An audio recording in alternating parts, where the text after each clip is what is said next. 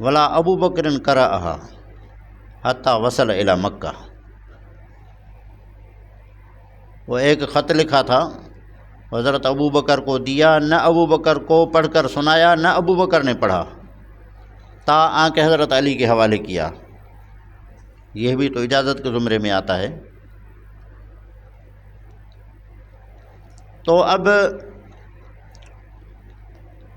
اجازت کے ذریعے سے روایت جائز ہے یا نہیں؟ کس کی کتاب ہے؟ علامہ بغدادی کی، خطیب بغدادی کی. خطیب بغدادی کی بھی کیا بات ہے. آپ نے شرح نخبۃ الفکر میں پڑھا ہے کہ کوئی بھی علم مصطلح الحدیث کا نہیں چھوڑا مگر اس میں الا وصنف فیہ. یہاں الفاظ ادھر ادھر ہیں، بہرحال مجھے یاد پڑتا ہے. تو الکفایہ فی علم روایت میں انہوں نے کافی ان لوگوں کے نام گنوائے ہیں جو اجازت کے قائل نہیں ہیں. مثلا وہ حوالہ دے رہے ہیں صالح بن محمد جزر ہے، حافظ صالح بن محمد جزر ہے. اس کے حوالے سے لکھا ہے کہ وہ فرماتے تھے کہ الاجازت لیس بشیء، یہ اجازت کچھ بھی نہیں ہے. ہم اردو میں اس طرح بولے اجازت کچھ نہیں ہے. اور حافظ ابو زرع رازی کا تو نام آپ کے پاس مشہور ہے. ان سے نقل کیا ہے کہ ما رأیت احدا یفعلہ، میں نے کسی ایک بندے کو نہیں دیکھا جو یہ کام کرتا ہو. اور یہ بھی بولا کہ فَإِن تَسَاهَلْنَا فِي هَذَا يَذْهَبُ الْعِلْمُ، اگر ہم نے اس میں تساہل برتا اور نرمی دکھائی پھر علم تو چلا جائے گا، سب اجازت پر ہوں گے، پڑھے گا کون؟ ویسے بات تو ان کی بھی صحیح ہے، لیکن جمہور اجازت کے قائل ہیں. ابن خیر اشبیلی کا نام آپ نے سنا ہوگا، آپ کے مکتبے میں اس کی الفہرست بھی ہوگی، الفہرست ابن خیر اشبیلی.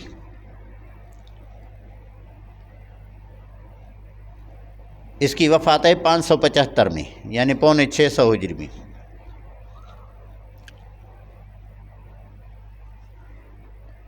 وہ فرماتے ہیں کہ اجازہ اکثر اہل العلم، اجازت اکثر اہل علم نے دی ہے.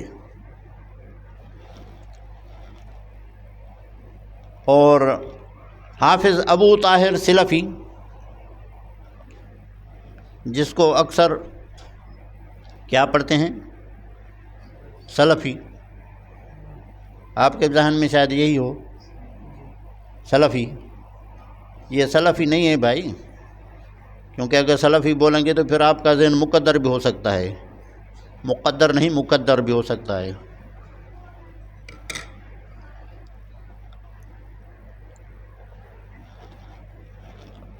مسئلہ یہ تھا کہ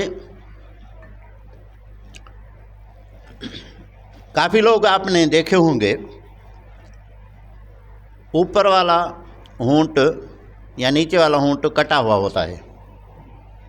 پھر آج کل تو ان کے علاج بھی چل رہے ہیں، مفت میں ہوتے ہیں، اکثر کر اعلان ہوتے ہیں کہ مفت میں اس کا آپریشن کیا جائے گا، ٹھیک ہو جائے گا.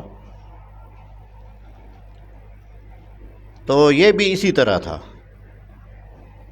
تو گویا کہ اس کے 3 ہونٹ ہو گئے نا، یہ جو کٹا ہوا ہوتا ہے ایک ہونٹ، یہ دوسرا، یہ تیسرا سالم یعنی کل. اور 3 کو فارسی میں کیا بولتے ہیں؟ سہ. اور ہونٹ کو فارسی میں کیا بولتے ہیں؟ لب، سہ لب. اور جو اس طرح کا بندہ ہو اس کو بولتے ہیں سہ لبی. تو عموماً یہ عرب لوگ با کو فا سے تبدیل کرتے ہیں، خیر بور کو خیر فور، شکار بور کو شکار فور، نیشا فور. اس لیے ہوگا یہ سہ لبی سے سیلفی. سہلفی، پھر ہے کو بھی حذف کر دیا سلفی۔ اس کی وفات ہے 576، اور اجازت حدیث کے لیے اور علماء سے استفادے کے لیے انہوں نے اس دور میں جب ریل گاڑی ہوائی جہاز نہیں تھے تو سفر کیا تھا۔ اس نے ایک کتاب لکھی تھی، مولانا نے دیکھی ہوگی، شاید آپ کے کتب خانے میں بھی ہو، موجم السفر۔ زبردست کتاب ہے، کہاں کہاں میں گیا، کن کن سے میں نے کون سی بات سنی، اگر شعر ہے تو شعر ڈال دیا۔ زبردست کتاب ہے، یہ مطالعے کے قابل ہے۔ اصبہان میں بھی رہے، بغداد میں بھی رہے۔ المشیخۃ البغدادی ہے میرے پاس، ہے ان کی 2 جلدوں میں، یعنی صرف ان اساتذہ کا تذکرہ کیا ہے جو صرف بغداد سے تعلق رکھتے ہیں۔ بعض علماء ایسے کرتے ہیں۔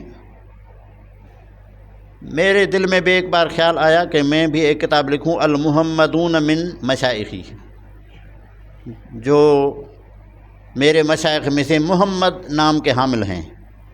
تو دیکھا کہ یہ تقریباً 250-300 ہیں۔ تو یہ اس طرح علوم فنون ایجاد کرتے تھے علماء، تو انہوں نے میں المشیخۃ البغدادی میرے پاس ہے 2 جلدوں میں۔ یہ اسفار کرتے کرتے انہوں نے ڈیرا ڈالا آخر جا کر اسکندریہ میں۔ اسکندریہ ہے آج کل مصر میں۔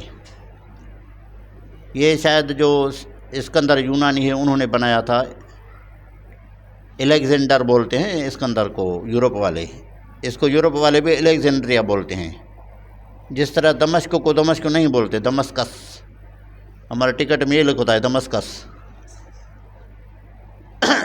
تو وہاں جا کر رہے، بڑی عمر پائی، 60 سال ایک مدرسے میں رہے، پاؤں باہر نہیں نکالا۔ اور وہاں اس دور میں ایک اسکندریہ کا مینارہ مشہور تھا، بڑی یعنی طولانی تھا وہ، چونکہ سمندر کے کنارے پہ ہے۔ میں بھی اسکندریہ گیا ہوں، اگرچہ حافظ ابو طاہر کی قبر تو میں نے دیکھ سکا، باقی وہ بوسری کی قبر پر گئے تھے ہم، دریا سمندر کے کنارے پر ہے۔ تو وہ جہازوں، بحری جہازوں کے رہنمائی کے لیے انہوں نے مینارہ بنایا تھا، روشنی۔ تو وہ لکھتے ہیں کہ میں نے مدرسے کے کھڑکی سے تو دیکھا ہے لیکن وہاں گیا نہیں، اتنے یعنی وہ چیز جو دنیا کے 7 عجائبات میں سے تھی اس کو بھی دیکھنے نہیں گئے۔ بہرحال انہوں نے کافی کتابیں بھی لکھی ہیں، الوجیز بھی، ذکر المجاز والمجیز بھی اس کی کتاب ہے، جس کے کافی حوالے بھی آتے ہیں۔ وہ لکھتے ہیں کہ الاجازۃ جائزۃ عند فقہاء الشرع وعلماء الحدیث فی القدیم والحدیث قرنا فقرنا وعصرا فعصرا الى زماننا هذا ویبیحون بها الحدیث۔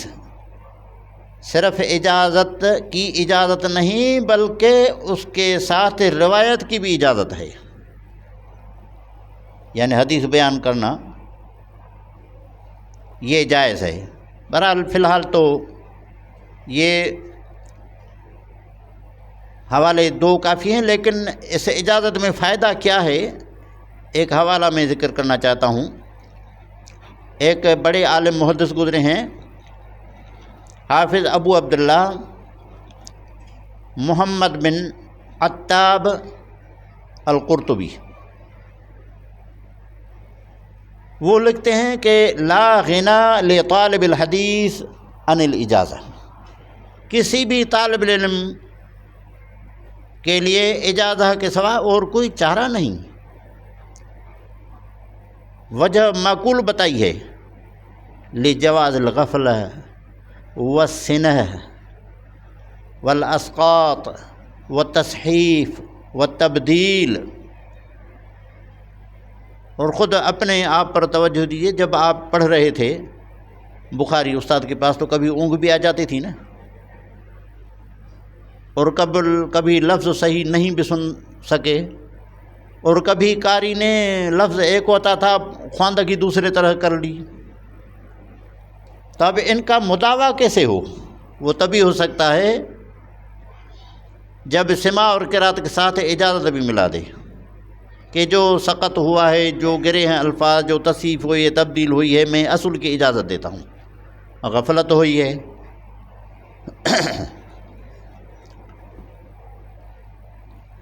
اور قاضی ایاز کا نام تو سنا ہوگا، مشہور اس کی کتاب کون سی ہے؟ شفا۔ یہ ہم نے مدینے میں ایک شیخ کے پاس پڑھی ہے مکمل، یہ 500-700 صفحات کی یہ کتاب ہے، 5 دنوں میں نے مکمل پڑھی ہے، اور پھر سکھر میں نے پڑھائی بھی ہے 3 دنوں میں مکمل۔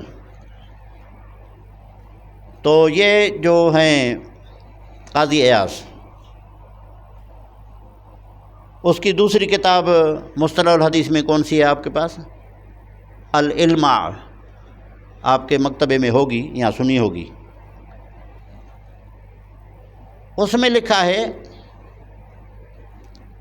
کہ انہ وقف علی تقیید سماع لبعض نبہاء الخراسانیین من اہل المشرق، کہ میں نے کسی مخطوطے میں جو سماع کی تقید کرتے تھے نا، یعنی فلان کے پاس جو کتاب سنی اس کو پھر لکھتے تھے کتاب کے آخر میں، یہ بہت دلچسپ ہوتی ہیں ٹکڑے جو آخر میں لکھے جاتے ہیں۔ ابھی مکتبۃ نظام یعقوبی کی طرف سے ایک کتاب خطوط العلماء کے نام سے چھپی ہے، آپ کے پاس بھی ہوگی، خطوط العلماء، کہ جو بڑے علماء گزرے ہیں ان کی ہینڈ رائٹنگ کیا تھی، ان کی لکھت کس طرح تھی، بدھی تھی یا اچھی تھی، خوبصورت تھی یا کس طرح تھی۔ اور مکتبہ ظاہریہ یا دمشق کے جو دوسرے مکتبات ہیں ان سے ان کی لکھت کی فوٹو پیش کی ہے، اور فوٹو عکس بھی خاص طور پر کتابوں کے آخر میں جو وہ سماع کی تقید کرتے تھے، جو اجازت کے الفاظ لکھتے تھے، ان کو کوڈ کیا ہے، ان کو لیا ہے۔ بہت پیاری چیز ہے اس میں۔ اور پھر ان کا، کیونکہ ہم سست بھی ہیں اور عجلت پسند بھی ہیں، توجہ بھی نہیں کرتے، تو ان کی خواندگی بھی دی ہے نیچے کہ یہ یوں بول رہا ہے۔ ایک ٹکڑا میں نے پڑھا، اس میں وہ مجیز جو ہے جس پر کتاب پڑھی گئی وہ کہتا ہے کہ فلان فلان نے میرے پاس کتاب پڑھی، ان کے ساتھ 2 سالہ چھوٹا بچہ بھی تھا، لیکن وہ کھیل کود کر رہا تھا، اس لیے میرے خیال میں اس کے لیے سماع صحیح نہیں ہوا، یہ لکھا ہے انہوں نے۔ تو اس طرح کی تقید ایک قاضی ایاز نے نقل کی ہے کہ بعض مخطوطات میں نے دیکھا کہ سمع هذا الجزء فلان و فلان علی الشیخ ابو الفضل عبد العزیز بن اسماعیل البخاری و اجاز ما اغفل و صحف ولم یصغ الیہ ان یروی عنہ علی الصحت، میں نے اجازت دی، اور جن سے طلباء نے غفلت برتی ہے یا کچھ تصحیف بھی ہو گئی ہے، یا جس کے طرف کان نہیں دھر رہا، تو میں ان کو اجازت دیتا ہوں علی الصحت، جو صحیح لفظ ہے اس کی اجازت دیتا ہوں۔ یہ ضروری ہوتا ہے۔ ابن مندہ اصبہانی مشہور ہے، اس کی وفات ہے 470 ہجری میں۔ وہ تو لکھتے ہیں کہ الاجازت اقوی من السماع، اب اجازت کو معمولی نہ سمجھو، اجازت تو سماع سے بھی اقوا ہے، لأنها ابعد من الکذب، کذب بولتے ہیں کذب، من الکذب وانفع عن التہمت وسوء الظن۔ بھلا آدمی ایک جو جھوٹ بولے کہ میرا فلان استاد ہے، میں اس کے پاس پڑھا ہوں، اس سے بہتر نہیں کہ سماع پر کفایت کرے، اجازت پر کفایت کر کے فلان نے اجازت دی ہے، اس میں جھوٹ کم پا جاتا ہے، کیونکہ اجازت علماء دیتے ہیں، سماع کم ہوتا ہے۔ اور ایک دوسرا نام آپ نے سنا ہوگا، امام بکی بن مخلد، مخلد یا مخلد کیا ہے، مخلد، یہ 276 میں فوت ہوئے۔ امام احمد بن حنبل کے پاس آئے تھے اور یہ مسند احمد ان سے روایت ہے، اس کا بھی لمبا قصہ ہے، وہ بعد میں کسی مجلس میں انشاءاللہ تعالی۔ تو اس میں لکھا ہے، بکی بن مخلد فرماتے ہیں کہ ہما سواء، یعنی الاجازت والسماع،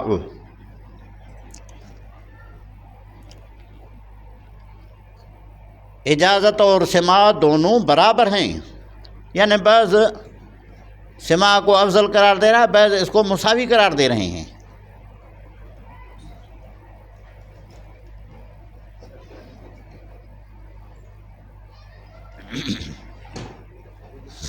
دونوں برابر ہیں۔ اور ابن خزیمہ کا نام کس نے نہیں سنا ہوگا، اور یہ کتاب بعض نے دیکھی ہوگی لیکن نام تو سنا ہوگا، صحیح ابن خزیمہ میں۔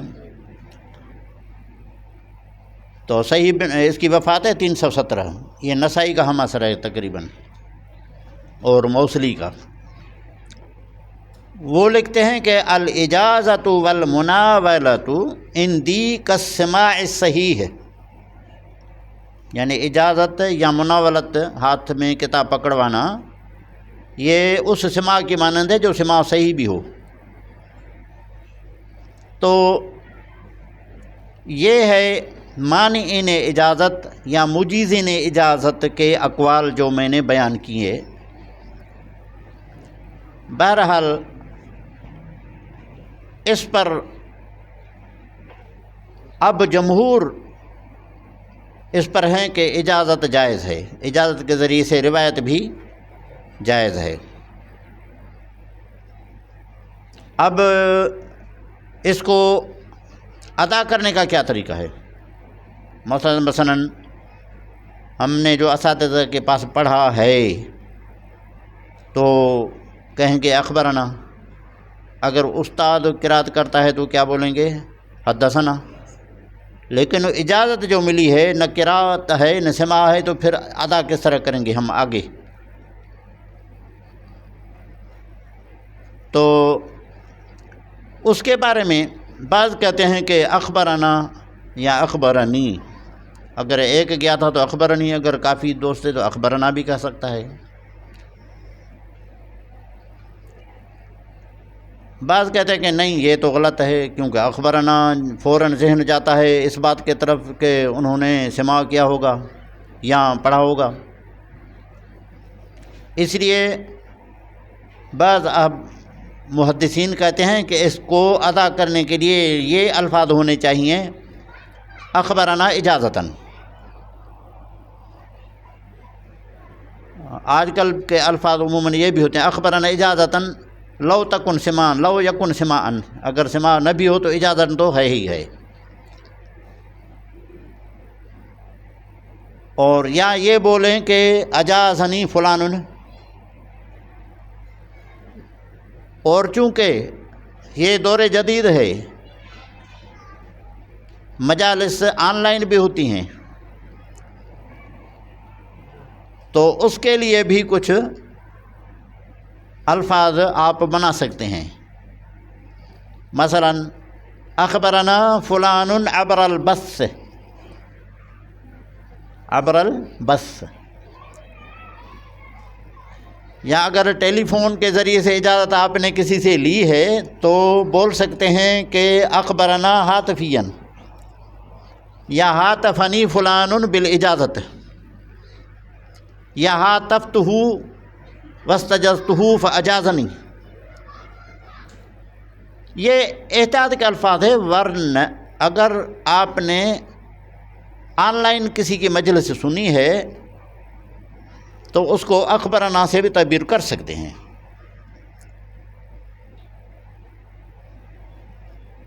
پہلی اجازت جو ہمیں معلوم ہوئی ہے وہ ہے قاضی اسماعیل بن اسحاق جہضمی، ایک بڑے محدث تھے جس کی وفات ہے 282 میں، 282 تقریباً، ابن ابی دنیا کی بھی تقریباً یہی وفات ہے، یہ اس دور کے ہیں۔ انہوں نے اجازت دی تھی احمد بن اسحاق بن بہلول کو، اور اجازت کا اہتمام اس دور میں بھی ہوتا تھا 6 صدی میں۔ قاضی ایاز مالکی اصل افریقہ کے تھے، لیکن علم کے لیے انہوں نے مشرق کا بھی سفر کیا تھا، تو اس کو بعض لوگوں نے خصوصی گزارش کی تھی کہ ہمارے لیے بھی اجازت لے آنا، جب آپ اپنے لیے اجازت لیں تو ہمیں بھی یاد رکھنا، ہم بھی اس طرح کہتے ہیں۔ اور اس طرح بھی کافی اجازت ہم نے لی ہیں اور دوسروں کے لیے بھی لی ہیں۔ تو وہ قاضی ایاز جب مشرق سے علم حاصل کر کے اجازت لے کے سماع اور قرات سے بھرپور ہو کر واپس ہوئے تو امام غزالی و علامہ طرسوسی کی اجازات جو یوسف ابن تاشفین کے لیے تھی، یوسف ابن تاشفین نام تو پڑھا ہوگا نا، نسیم حجازی سنا ہے، ناول نگار، اس نے ایک کتاب لکھی ہے نا یوسف ابن تاشفین، اس کے تعارف کے لیے یہی کافی ہے۔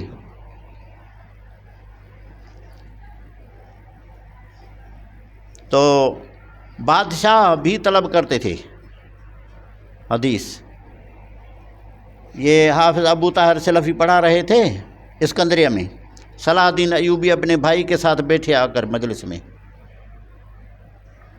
اب بادشاہوں کی اپنی سوچیں ہوتی ہیں۔ حضرت عمر کیا فرماتے ہیں کہ میں نماز میں ہوتا ہوں اور جہاں جو جتھے ہوتے ہیں سرایا کی تجہیز کرتا ہوں، ہے نا،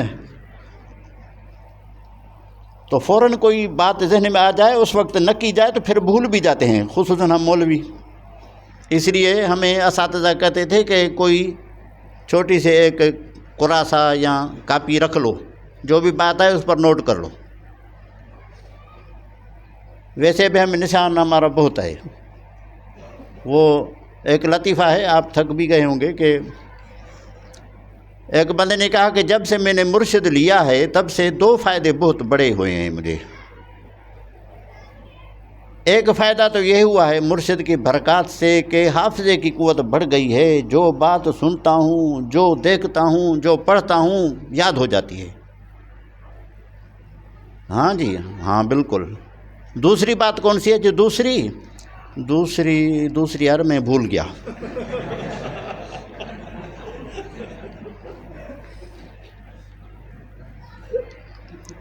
تو سلطان صلاح الدین ایوبی نے اپنے بھائی کے ساتھ یا کسی کے ساتھ تھوڑا سا، اس کو کیا سسر پسر کہتے ہیں، خسر پسر کان میں کی، تو وہ جو ہے حافظ سہلبی، ابو طاہر سلفی، انہوں نے تنبیہ کی، آپ کو پتہ نہیں ہے حدیث کی مجلس ہے، بے ادبی کرتے ہو، خاموش ہو جاؤ۔ بادشاہ کو ڈانٹ پلائی، بھائی مولوی بھی کم ہیں کیا بادشاہ۔ بہرحال وہاں قاضی ایاز جب لوٹے تو ابن تاشفین کے لیے غزالی اور طرسوسی کی اجازت نامے بھی ساتھ لائے۔ تو اس طرح ہو سکتا ہے۔ تو یہ چند باتیں تھیں جو اجازت حدیث سے متعلق تھیں۔ اب ہم تھوڑا سا وقفہ کریں گے اور اس کے بعد ہم دوسرا بحث شروع کریں گے استدعاء کا۔ کہ استدعاء کیا ہے۔